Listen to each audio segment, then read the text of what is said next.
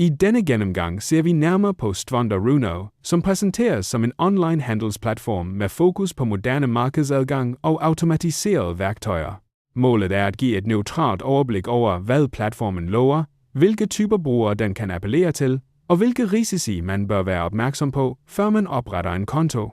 Stwonder.Runo henvender sig typisk til folk, der følger finansmarkeder som krypto, valuta og andre spekulative instrumenter. Den type platformer markedsføres ofte med hurtig registrering, enkel opsætning og funktioner, der skal hjælpe med at analysere markedet mere effektivt. Det kan lyde attraktivt, især hvis man er ny og ønsker et mere brugervenligt udgangspunkt.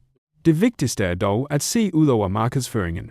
Når en platform arbejder med handel, automatisering eller signaler, bør man altid undersøge gebyrer, vilkår, kundeservice, risikostyring og hvilke oplysninger der faktisk gives om virksomhed og funktioner.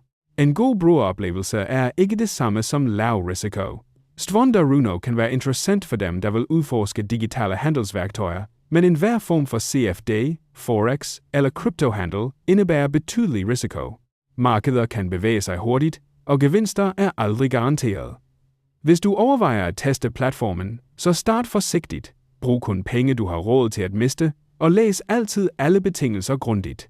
Kort sagt, Stwonder.Runo ser ud til at være en platform, man bør vurdere ud fra dokumentation, gennemsigtighed og egne behov, ikke kun ud fra løfter om teknologi eller automatiseret handel.